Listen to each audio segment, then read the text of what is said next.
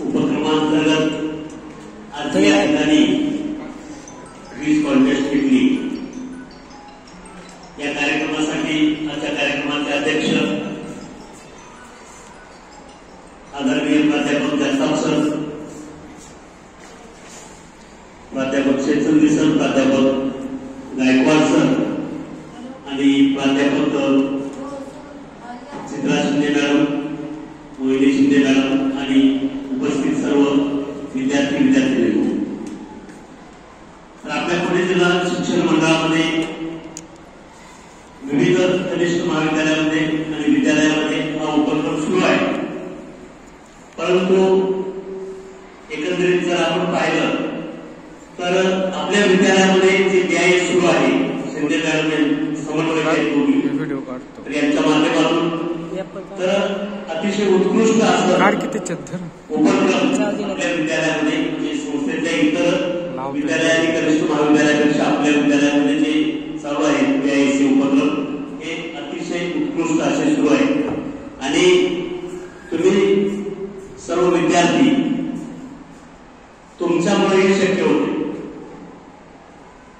या ठिकाणी आता प्रास्ताविकामध्ये शिंदे मॅडमने सांगितलं की BIS जे आहे जशा पद्धतीने ISI दर्जा असतो, नंतर इंटरनॅशनल ISO आहे, तशाच पद्धतीने इलेक्ट्रॉनिक उपकरणं असतील, इलेक्ट्रिक उपकरणं असतील, विविध प्रकारची साधनं असतील किंवा सोन्यावर जे हॉलमार्क आहे या सर्वांवरती हे BIS सिम्बॉल आता आले।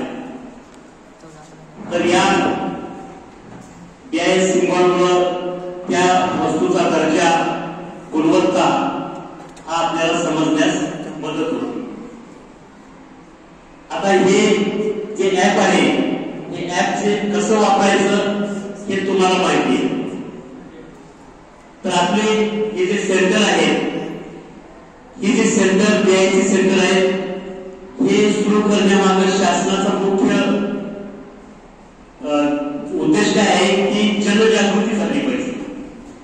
तुमच्या माध्यमातून गुणवत्तापूर्ण वस्तू वापरण्याची जनजागृती करायची, म्हणजे ग्राहकांची फसवणूक होऊ नये, ग्राहकांना ते जी वस्तू घेतात ती वस्तू दर्जेदार गुणवत्तापूर्ण मिळावी यासाठी तुमच्या माध्यमातून जनजागृती होणार।